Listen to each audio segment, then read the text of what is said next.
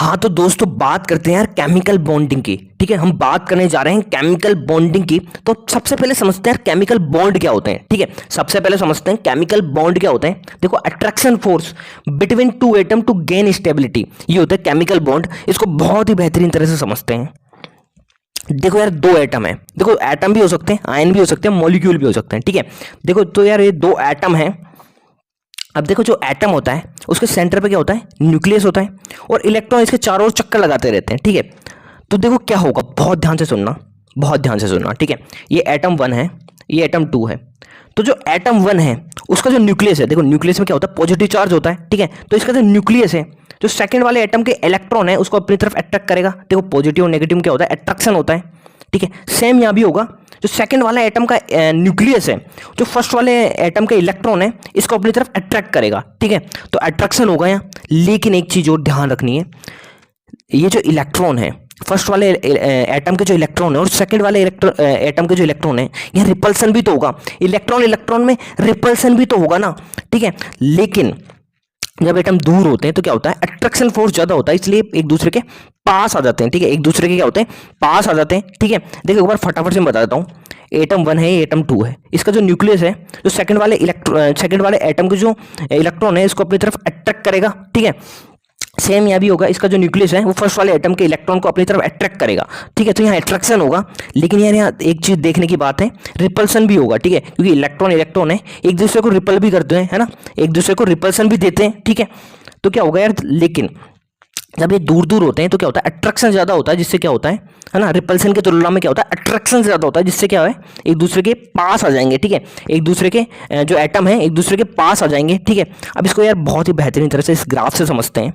ठीक है, जो बॉन्ड फॉर्मेशन है इसको ग्राफ से समझते हैं। बहुत इंपॉर्टेंट ग्राफ है, नीट में भी क्वेश्चन आया हुआ इससे। ठीक है, देखो जो वाई एक्सिस है, यहाँ है क्या, पोटेंशियल एनर्जी। ठीक है, यहाँ पोटेंशियल एनर्जी है, और एक्सिस है वो है इंटरन्यूक्लियर डिस्टेंस है इस पे। ठीक है, अब देखो यार बहुत ध्यान से सुनना। अब देखो यार, जब एटम दूर दूर है तो क्या है, जो इनकी पोटेंशियल एनर्जी है, ठीक है, वो ज़्यादा है। ठीक है, इसकी पोटेंशियल एनर्जी ज़्यादा है। ठीक है, तो यहाँ है इसकी पोटेंशियल एनर्जी। ठीक है, अब ये पास आते हैं। ठीक है, ये पास आते हैं एटम, तो क्या होता है कि पोटेंशियल एनर्जी कम होने लग जाती है। ठीक है, तो देखो अट्रैक्शन जब होता है तो क्या होता है, एनर्जी रिलीज होती है। ठीक है, अट्रैक्शन जब होता है तो क्या होता है, एनर्जी रिलीज होती है। ठीक है, और क्या होता है, स्टेबिलिटी बढ़ती है। क्यों, क्योंकि यार एनर्जी रिलीज हो रही है। ठीक है, एनर्जी कम हो रही है। ठीक है, तो इसलिए इससे क्या होता है, स्टेबिलिटी बढ़ती है। देखो, एनर्जी अगर ज़्यादा होगी, ठीक है, तो क्या होगा, स्टेबिलिटी कम होगी। ठीक है, स्टेबिलिटी क्या है, वो कम होगी। ठीक है, तो अगर एनर्जी कम हो रही है, मतलब एनर्जी रिलीज हो रही है, तो एटम की स्टेबिलिटी भी बढ़ती जा रही है। ठीक है, देखो यार, जो दो एटम थे पास पास आ रहे हैं, है ना, एनर्जी क्या होती है, कम होती जा रही है, रिलीज होती जा रही है।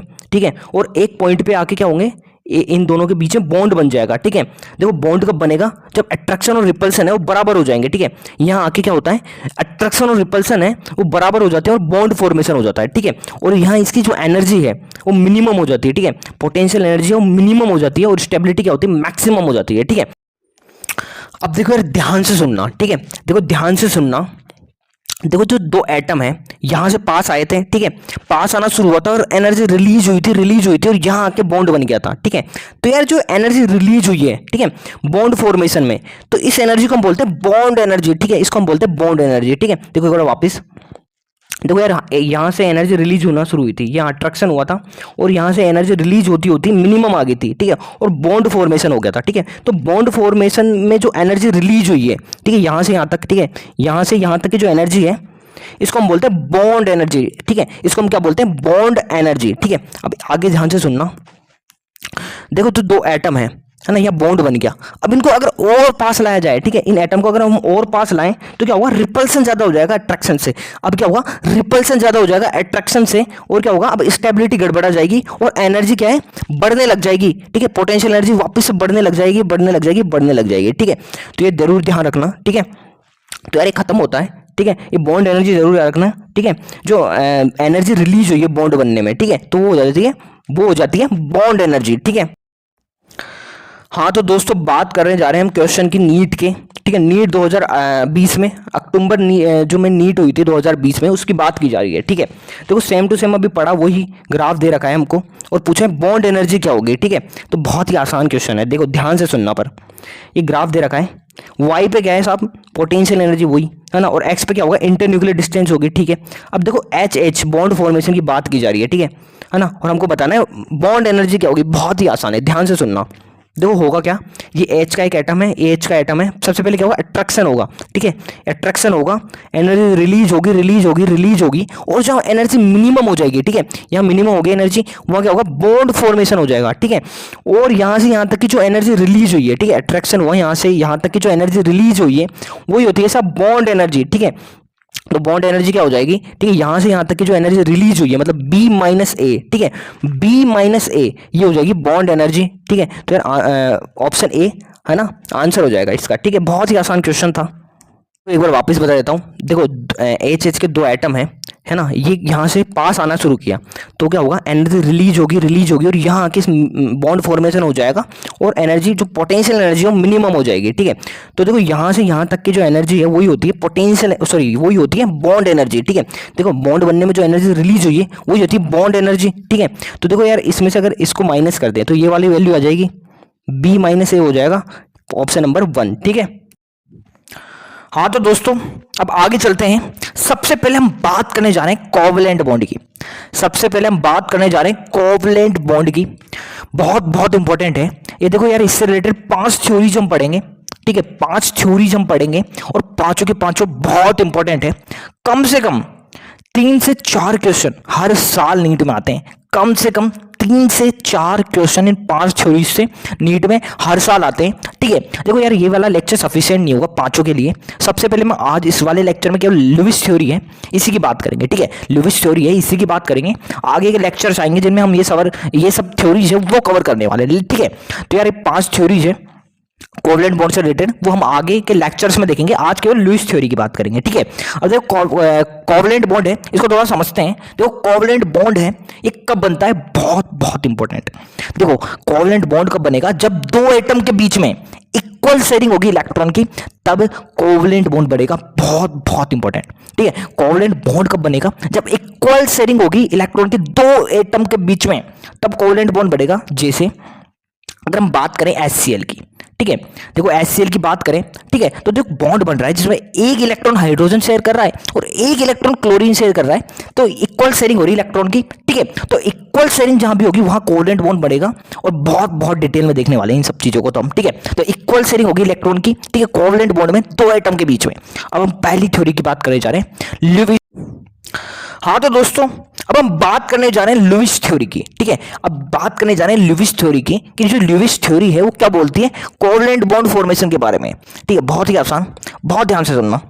देखो लुईस थ्योरी क्या कहती है, जो एटम है, ठीक है, जो एटम है क्या करता है, अपने वैलेंस इलेक्ट्रॉन है उनको शेयर करता है बॉन्ड फॉर्मेशन के लिए और अपना ऑक्टेट कंप्लीट करता है सिवाय हाइड्रोजन के, ठीक है। एक बार वापस, एटम है अपने वैलेंस इलेक्ट्रॉन शेयर करता है। जैसे वैलेंस इलेक्ट्रॉन क्या होते हैं एक बार बता देता हूं। देखो वैलेंस इलेक्ट्रॉन का मतलब है आउटरमोस्ट सेल में जो इलेक्ट्रॉन है उन्हीं को हम बोलते हैं वैलेंस इलेक्ट्रॉन। जैसे नाइट्रोजन की बात करें तो नाइट्रोजन है उसका इलेक्ट्रॉनिक कॉन्फ़िगरेशन होता है 1s2 2s2 2p3, ठीक है। तो देखो इसका नाइट्रोजन का इलेक्ट्रॉन कॉन्फ़िगरेशन है, ठीक है। तो देखो ये नाइट्रोजन है उसका इलेक्ट्रॉनिक कॉन्फ़िगरेशन है, ठीक है, इलेक्ट्रॉनिक कॉन्फ़िगरेशन है नाइट्रोजन का। तो देखो इसके आउटर मोस्ट शेल में कितने इलेक्ट्रॉन है, 5। तो यही होते हैं वैलेंस इलेक्ट्रॉन, ठीक है, यही होते हैं वैलेंस इलेक्ट्रॉन, ठीक है। तो देखो जो एटम है अपने valence electron outer most shell के इलेक्ट्रॉन है उनको शेयर करता है बॉन्ड फॉर्मेशन के लिए और अपना ऑक्टेट कंप्लीट करता है सिवाय हाइड्रोजन के। ये होता है लुईस थ्योरी मोटी मोटी, ठीक है। अब एक बात और यार, हर एटम अपना ऑक्टेट कंप्लीट क्यों करना चाहता है, ठीक है, बहुत छोटी सी बात है। देखो हर एटम इसलिए अपना ऑक्टेट कंप्लीट करना चाहता है कि जब उसके आउटर मोस्ट शेल में 8 इलेक्ट्रॉन हो जाते हैं तो मैक्सिमम स्टेबिलिटी में होता है, और हर एक चीज दुनिया में वो चाहती है कि वो मैक्सिमम स्टेबिलिटी पे पहुंचे, ठीक है, मैक्सिमम स्टेबिलिटी चाहती है हर एक चीज, ठीक है। तो यार एटम है इसलिए अपना ऑक्टेट कंप्लीट करना चाहता है, ठीक है, ठीक है साहब। अब हम क्लोरीन है Cl2 यानी क्लोरीन बॉन्ड है, इसकी हम बात करने जाने सबसे पहले इसको समझेंगे, है ना, इनके बीच में कोवलेंट बॉन्ड कैसे बनता है साहब, ठीक है। अब देखो क्लोरीन है उसके वैलेंस इलेक्ट्रॉन कितने, ठीक है, क्लोरीन के वैलेंस इलेक्ट्रॉन कितने हैं? देखो इसका इलेक्ट्रॉनिक कॉन्फ़िगरेशन लिखता हूं मैं। देखो जो क्लोरीन है उसका इलेक्ट्रॉनिक कॉन्फ़िगरेशन कुछ इस तरह से होता है, ठीक है। तो इसके आउटर मोस्ट शेल में कितने इलेक्ट्रॉन है? देखो 7 इलेक्ट्रॉन है, यानी वैलेंस इलेक्ट्रॉन 7 है, ठीक है। तो आउटर मोस्ट शेल में 7 इलेक्ट्रॉन है, मैंने कुछ इस तरह से बना दिए। अब देखो इसको ऑक्टेट कंप्लीट करने के लिए 7 इलेक्ट्रॉन है, तो 1 इलेक्ट्रॉन और चाहिए, मतलब 8 इलेक्ट्रॉन हो गए तो अपना ऑक्टेट कंप्लीट कर लेगा। तो क्या करता है, ये क्लोरीन है अपने पास वाले क्लोरीन है उसके साथ 1 इलेक्ट्रॉन है वो शेयर कर लेता है। तो इसके 8 इलेक्ट्रॉन हो गए आउटर मोस्ट शेल में। ये वाला क्लोरीन है ये भी यही करता है भाई, है ना। इसके भी पास 7 इलेक्ट्रॉन है, अपने पास वाले क्लोरीन से 1 इलेक्ट्रॉन ले लेगा उधार, मतलब शेयर करेगा, उधार नहीं शेयर कर लेगा, और इसके भी क्या होंगे 8 इलेक्ट्रॉन कंप्लीट हो जाएंगे, ठीक है। तो इस तरह से क्या है क्लोरीन क्लोरीन बॉन्ड बनता है, ठीक है। दोनों क्लोरीन ने क्या किया, एक सेकेंड, वो जो क्लोरीन था उसके आउटर मोस्ट शेल में 7 इलेक्ट्रॉन थे, इस वाले क्लोरीन के भी आउटर मोस्ट शेल में 7 इलेक्ट्रॉन थे, ठीक है। अब इसको चाहिए यार ऑक्टेट कंप्लीट करो, है ना। तो देखो क्लोरीन ने अपने पास वाले क्लोरीन से 1 इलेक्ट्रॉन शेयर कर लिया, ठीक है। तो क्या हुआ, इसका ऑक्टेट कंप्लीट हो गया। इसी वाले ने भी सेम किया, अपने पास वाले क्लोरीन जो था उससे 1 इलेक्ट्रॉन शेयर कर लिया, दोनों ने 8 इलेक्ट्रॉन हो गए आउटर मोस्ट शेल में, और ये भाई इन्हें ऑक्टेट कंप्लीट कर लिया। इस तरह से Cl बॉन्ड बन गया, ठीक है। अब हम हाइड्रोजन की बात करें, देखो हाइड्रोजन जो है अपना डुप्लेट कंप्लीट करता है ना, क्या ऑक्टेट, ठीक है। तो देखो हाइड्रोजन ने क्या किया, इसके भी पास 1 इलेक्ट्रॉन है, इस हाइड्रोजन के पास भी 1 इलेक्ट्रॉन है, ठीक है। तो इस वाले इलेक्ट्रॉन ने 1 इलेक्ट्रॉन क्या किया, पास वाले हाइड्रोजन से ले लिया, तो क्या किया उसका डुप्लेट कंप्लीट हो गया। और इस वाले हाइड्रोजन ने भी सेम किया, अपने पास वाले हाइड्रोजन से 1 इलेक्ट्रॉन ले लिया, तो इसका भी डुप्लेट कंप्लीट हो गया, ठीक है। अब और समझते हैं इसको, जैसे हम HCl की बात करें, ठीक है, HCl की हम बात कर रहे हैं, ठीक है। देखो क्लोरीन है, इसके आउटर मोस्ट शेल में कितने इलेक्ट्रॉन है, ठीक है 7 इलेक्ट्रॉन है, और हाइड्रोजन के पास है 1 इलेक्ट्रॉन, ठीक है। क्लोरीन को ऑक्टेट कंप्लीट करना है, तो इसने क्या किया, हाइड्रोजन है उसके साथ क्या किया, 1 इलेक्ट्रॉन है शेयर कर लिया, इसने हाइड्रोजन के साथ 1 इलेक्ट्रॉन शेयर कर लिया। और हाइड्रोजन है उसको भी 1 इलेक्ट्रॉन चाहिए अपना डुप्लेट कंप्लीट करने के लिए, खुद के पास तो 1 ही है ना, तो इसने क्लोरीन का भी 1 ले लिया। तो दोनों ने क्या किया, 1 इलेक्ट्रॉन की शेयरिंग कर ली, इक्वल शेयरिंग होनी चाहिए इलेक्ट्रॉन की, भी ध्यान रखना, कोवलेंट बॉन्ड बनाना है तो इक्वल शेयरिंग होगी इलेक्ट्रॉन की, और एक बॉन्ड बन जाता है इनके बीच में। तो इस तरह से HCl बॉन्ड बनता है। अब और चलते हैं आगे। हाँ तो दोस्तों अब आगे चलते हैं, अब बात करने जा रहे हैं लुईस डॉट स्ट्रक्चर, ठीक है। अब हम बात करते हैं लुईस डॉट स्ट्रक्चर की। देखो लुईस डॉट स्ट्रक्चर है, सबसे पहले आपको सेंट्रल एटम पहचानना पड़ेगा। लुईस डॉट स्ट्रक्चर बनाने से पहले सबसे पहले सेंट्रल एटम है उसको पहचानना पड़ेगा। उसको पहचानना बहुत ही आसान है, देखो कैसे। देखो पहली बात तो यार जो है सबसे कम नंबर में वो होगा वही सेंट्रल एटम होगा, यहीं से काम खत्म हो जाएगा लगभग। अगर मान लो नंबर भी सेम मिल जाए तो क्या है उसकी EN कम होगी, ठीक है, EN कम होगी और लार्ज साइज होगा, ठीक है। तो देखो यार सबसे पहले देखो मीथेन है, इसमें सेंट्रल एटम कौन सा है, देखो सबसे कम कौन है, कार्बन, तो यही सेंट्रल एटम हो गया, है ना। इसी तरह से NH3 की बात करें अमोनिया की, तो देखो सेंट्रल एटम कौन है भाई, नाइट्रोजन होगा, क्योंकि सबसे कम नाइट्रोजन ही है। इसी तरह से BF3 की बात करें तो बोरोन सबसे कम हो जाएगा, तो सेंट्रल एटम यही हो जाएगा। तो सेंट्रल एटम इस तरह से पहचान लेंगे, ठीक है। अब हम मेथेन है उसका लुईस डॉट स्ट्रक्चर बनाने जा रहे हैं, ठीक है। तो मीथेन में सबसे कम कौन है, कार्बन, तो कार्बन सेंट्रल एटम हो जाएगा, ठीक है। बाकी साइड एटम हो जाएंगे हाइड्रोजन, 4 साइड एटम है यानी 4 हाइड्रोजन है। अब देखो जो कार्बन है उसके वैलेंस इलेक्ट्रॉन कितने होते हैं, देखो कॉन्फ़िगरेशन क्या होगा 1s2 2s2 2p2, तो देखो वैलेंस इलेक्ट्रॉन हो जाएंगे 4, वैलेंस इलेक्ट्रॉन है 4। तो कार्बन है उसमें वैलेंस इलेक्ट्रॉन 4 है, 4 डॉट दिख रहे होंगे आपको रेड कलर के, इससे हमने दिखा रखा है, ठीक है, 4 वैलेंस इलेक्ट्रॉन को, ठीक है। हाइड्रोजन जो है इसमें वैलेंस इलेक्ट्रॉन होते हैं 1, ठीक है। तो इसको क्रॉस से दिखा दिया है ना, इसके इलेक्ट्रॉन को हमने क्रॉस से दिखा दिया ताकि डिफरेंशिएट हो पाए कार्बन और हाइड्रोजन के इलेक्ट्रॉन, ठीक है। तो देखो कार्बन है ना, इसके आउटर मोस्ट शेल में यानी वैलेंस आउटर मोस्ट शेल में कितने इलेक्ट्रॉन है, 4, यानी वैलेंस इलेक्ट्रॉन 4 है। ये क्या चाहेगा, ऑक्टेट कंप्लीट करना चाहेगा कि यार 8 इलेक्ट्रॉन हो जाए किस तरह से।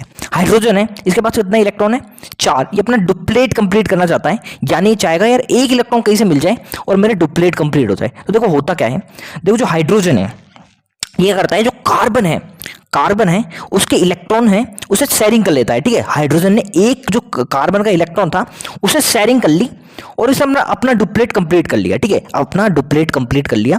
हाइड्रोजन जो था इसने कार्बन जो था उसके 1 इलेक्ट्रॉन से शेयरिंग करके अपना डुप्लेट कंप्लीट कर लिया। इस तरह से इसने भी यही किया, तीसरे हाइड्रोजन ने भी यही किया और चौथे ने भी यही किया। तो यार हाइड्रोजन ने तो अपने सबने डुप्लेट कंप्लीट कर लिया शेयरिंग करके, अपने इलेक्ट्रॉन को शेयर कर लिया कार्बन के साथ। अब देखो कार्बन जो है, ठीक है, कार्बन है इसके पास अब कितने इलेक्ट्रॉन हो गए, टोटल 8 इलेक्ट्रॉन हो गए इसके पास भी।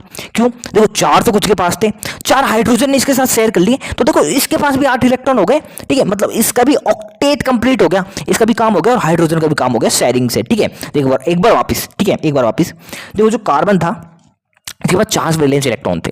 ये चाहता था यार कि 4 और आ जाए तो मेरा काम हो जाएगा, ठीक है। हाइड्रोजन जो था इसके बाद 1 था, ये चाहता था 1 आ जाए कहीं से, ठीक है, मेरा काम हो जाएगा, डुप्लेट कंप्लीट हो जाएगा, मतलब मेरा काम हो जाएगा खत्म, ठीक है। तो हाइड्रोजन ने क्या किया, कार्बन के एक इलेक्ट्रॉन से शेयरिंग कर ली। एक हाइड्रोजन था, बाकी का दूसरे ने भी यही किया, शेयरिंग कर ली, अपना डुप्लेट कंप्लीट कर लिया, है ना। इसने भी शेयरिंग कर ली कार्बन के साथ, इसने भी शेयरिंग कर ली, तो हाइड्रोजन ने डुप्लेट कंप्लीट कर लिया। अब देखो कार्बन जो था इसने 4 हाइड्रोजन के साथ शेयरिंग की है, मतलब क्या हुआ, इसने भी देखो अपना ऑक्टेट कंप्लीट कर लिया। देखो जिसके पास भी 4 इलेक्ट्रॉन और आ गए, 4 तो खुद के पास थे, ठीक है, शेयरिंग से 4 और आ गए, तो इसने भी अपना ऑक्टेट कंप्लीट कर लिया। इस तरह से ये लुईस डॉट स्ट्रक्चर इस तरह से बन गया इसका, ठीक है, ये वाला नहीं है, सॉरी, ये है इसका लुईस डॉट स्ट्रक्चर, ठीक है, इस तरह से हम बनाते हैं, ठीक है। अब देखो इसमें क्या है, तो कार्बन जो है इसने अपना ऑक्टेट कंप्लीट कर लिया शेयरिंग करके, है ना, 4 हाइड्रोजन से शेयरिंग की, 4 इलेक्ट्रॉन आ गए, ठीक है। हाइड्रोजन ने एक इलेक्ट्रॉन लिया, उसको डुप्लेट कंप्लीट करना था, इस तरह इसका भी डुप्लेट कंप्लीट हो गया। तो इस तरह से यार लुईस डॉट स्ट्रक्चर आप बना सकते हो। और देखते हैं हम कुछ, जैसे नाइट्रोजन NH3 की हम बात करें तो देखो नाइट्रोजन है, उसके वैलेंस इलेक्ट्रॉन कितने होते हैं, 5 वैलेंस इलेक्ट्रॉन है, ठीक है। अब देखो इसको ऑक्टेट कंप्लीट करने के लिए 3 और चाहिए, तो क्या करेगा यार, हाइड्रोजन है, 3 हाइड्रोजन के साथ इसने बॉन्ड बना लिए, ठीक है। हाइड्रोजन को तो एक ही इलेक्ट्रॉन चाहिए डुप्लेट कंप्लीट करने के लिए, तो देखो एक यहाँ से, एक यहाँ से और एक यहाँ से ले लिया, ठीक है। तो देखो 3 बॉन्ड बना लिए कार्बन के साथ, सॉरी नाइट्रोजन के साथ, ठीक है, नाइट्रोजन है उसके साथ 3 बॉन्ड बना लिया।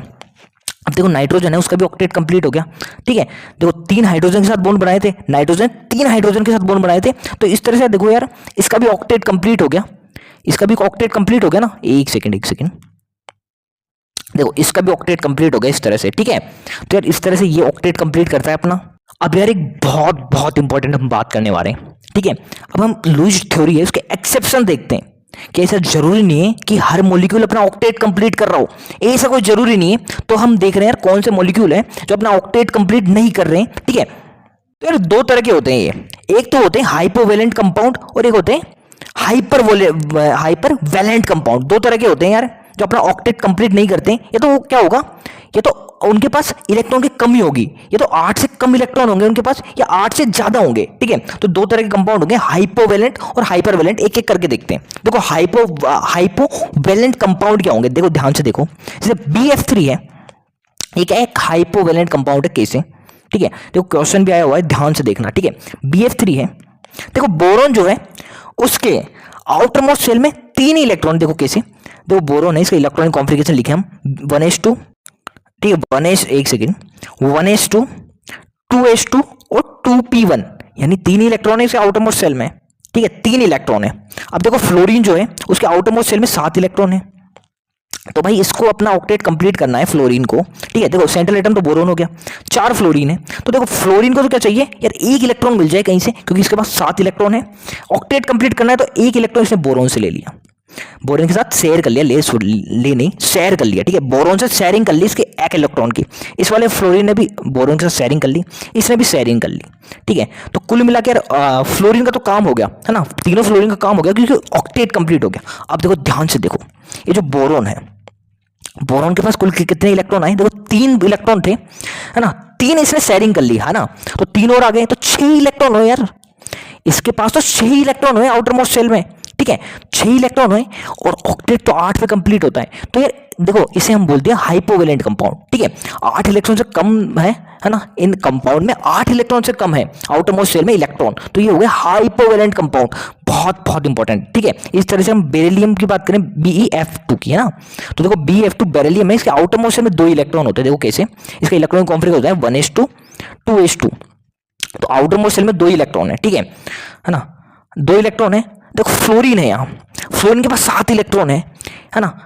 अब देखो एक इस फ्लोरीन ने बेरिलियम में इसके साथ शेयरिंग कर ली, और इसने एक इस वाले फ्लोरीन ने शेयरिंग कर ली, मतलब इसने तो अपना काम कर लिया ना। अब देखो बोरोन है, सॉरी बेरिलियम है, इसके पास कुल कितने इलेक्ट्रॉन आए, 4 ही आए, 4 इलेक्ट्रॉन आए बेरिलियम के, तो ठीक है। तो यार 4 इलेक्ट्रॉन है यहाँ, तो ऑक्टेट दूर दूर तक ही कंप्लीट नहीं है, ठीक है। तो ये हो गए हाइपोवैलेंट कंपाउंड, इस तरह के कंपाउंड होते हैं हाइपोवैलेंट कंपाउंड, ठीक है। अब हाइपरवैलेंट कंपाउंड की बात कर रहे हैं, ठीक है, हम हाइपरवैलेंट कंपाउंड की बात कर रहे हैं। जैसे PCl5 की देखें, तो PCl5 है जो फॉस्फोरस है, इसके आउटर मोस्ट शेल में कितने इलेक्ट्रॉन है, 5 इलेक्ट्रॉन है, ठीक है, आउटर मोस्ट सेल में 5 इलेक्ट्रॉन है ना। अब क्या हुआ, देखो 5 क्लोरीन थी, अब देखो क्लोरीन को क्या चाहिए यार, 1 इलेक्ट्रॉन चाहिए, 7 इलेक्ट्रॉन होते हैं आउटर मोस्ट सेल में, एक कहीं से मिल जाए तो ऑक्टेट कंप्लीट है ना। तो देखो एक इसने यहां से ले लिया, एक फॉस्फोरस में तो 5 है, ठीक है, तो 5 और क्लोरीन ने एक शेयरिंग कर ली, ठीक है, एक इलेक्ट्रॉन है उसकी शेयरिंग कर ली, है ना। तो ये इन्होंने तो अपना ऑक्टेट कंप्लीट कर लिया। अब देखो फॉस्फोरस के पास कितने इलेक्ट्रॉन आ गए कुल, 5 क्लोरीन के साथ एक शेयरिंग की तो 5 और आ गए, मतलब 10 इलेक्ट्रॉन हो गए इसके पास, तो 10 इलेक्ट्रॉन हो गए साहब। देखो एक बार वापिस देखो, जो फॉस्फोरस थे इसके आउटर मोस्ट में 5 इलेक्ट्रॉन थे, सभी 5 इलेक्ट्रॉन ने, जो फॉस्फोरस ने सभी 5 इलेक्ट्रॉन जो थे इसने शेयरिंग कर ली क्लोरीन के साथ, ठीक है, क्लोरीन के साथ शेयरिंग कर ली इलेक्ट्रॉनों की। क्लोरीन को तो ऑक्टेट कंप्लीट करना था, एक इलेक्ट्रॉन चाहिए था, इसने एक ले लिया फॉस्फोरस से, इसने एक ले लिया, इसने एक ले लिया, तो इसका तो ऑक्टेट कंप्लीट हो गया। लेकिन फॉस्फोरस के बाद टोटल इलेक्ट्रॉन कितने आ गए, 10 आ गए, देखो 10 आ गए। और भाई ये तो ऑक्टेट तो 8 भी कंप्लीट हो जाता है, इसके बाद तो 10 इलेक्ट्रॉन है, इसलिए हमने इसे बोलते हैं हाइपर। देखो हाइपर का मतलब होता है ज्यादा, है ना, और हाइपो का मतलब होता है कम, तो हाइपर यानी ज्यादा इलेक्ट्रॉन हो गए ऑक्टेट से भी, तो इसको हमने बोलते हैं हाइपर वैलेंट कंपाउंड, ठीक है। इस तरह से सल्फर है ना, फ्लोरीन 6 है ना, SF6 की बात करें, सल्फर है उसके आउटर मोस्ट सेल में 6 इलेक्ट्रॉन होते हैं, ठीक है, आउटर मोस्ट सेल में 6 इलेक्ट्रॉन होते हैं, ठीक है। तो इन्होंने क्या किया, इसने भी सेम वही, फ्लोरीन है उसको तो एक ही इलेक्ट्रॉन चाहिए था, एक यहां से ले लिया, एक यहां से, एक यहां से, सब फ्लोरीन ने एक इलेक्ट्रॉन ले लिया। अब देखो सल्फर के पास कुल कितने इलेक्ट्रॉन हो गए, ठीक है, देखो सबके साथ शेयरिंग की, है ना, सब 6 की 6 फ्लोरीन के साथ शेयरिंग की, तो कुल मिला के तो 12 इलेक्ट्रॉन हो गए इसके पास, कुल मिलाकर तो 12 इलेक्ट्रॉन हो गए, यानी इसके तो ऑक्टेट तो 8 पे कंप्लीट होता है, इसके पास तो बहुत ज्यादा इलेक्ट्रॉन आ गए, तो ये भी हो गया हाइपर वैलेंट कंपाउंड, ठीक है।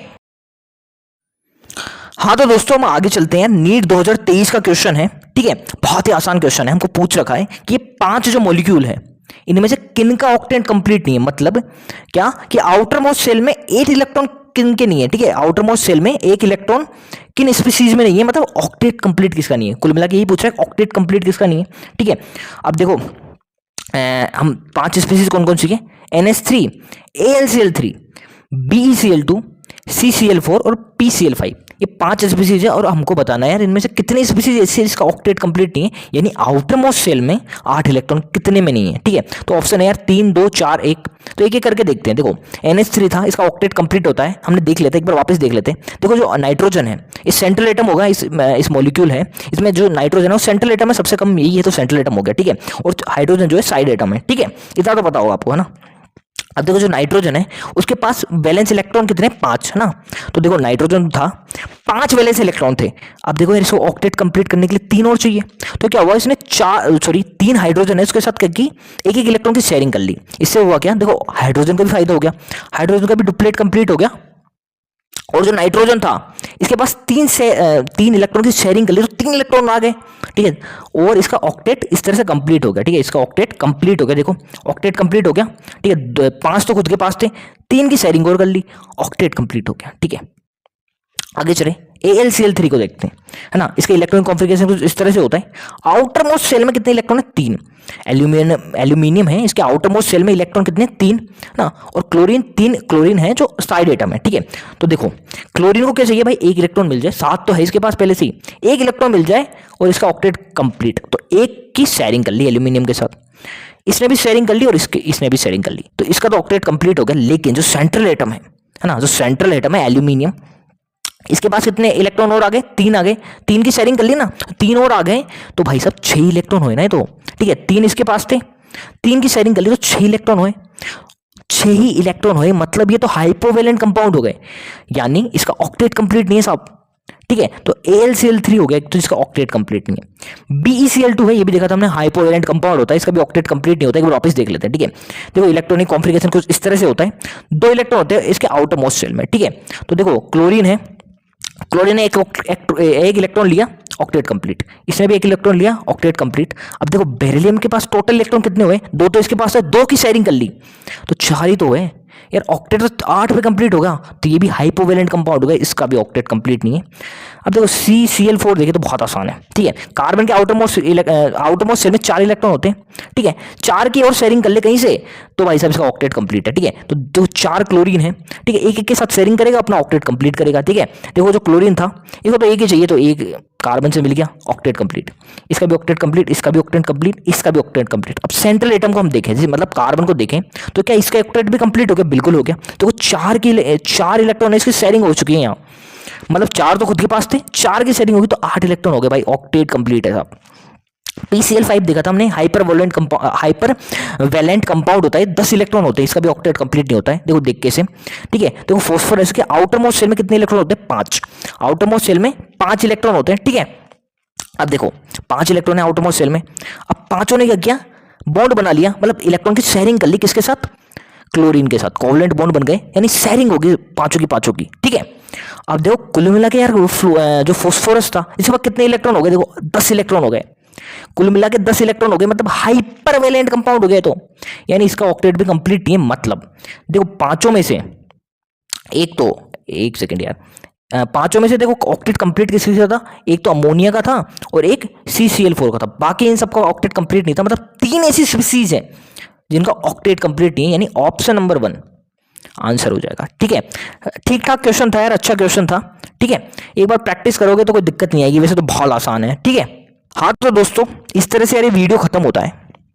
अब देखो यार बहुत कुछ है आगे पढ़ने को, है ना। कोवलेंट बॉन्ड है, अभी शुरुआत ही हुई है, अभी तक हमको MOT पढ़ना है, हाइब्रिडाइजेशन पढ़नी है, VBT पढ़ना है, तो बहुत कुछ पढ़ना है और बहुत क्वेश्चन आते हैं यार इनसे, हर बार क्वेश्चन आते हैं। तो यार वीडियो में बने रहना आगे भी, ठीक है। और वीडियो पसंद आई हो तो प्लीज़ लाइक करना, कोई भी सजेशन हो तो कमेंट करना, और इसी तरह के लेक्चर देखने के लिए प्लीज़ सब्सक्राइब करना। धन्यवाद।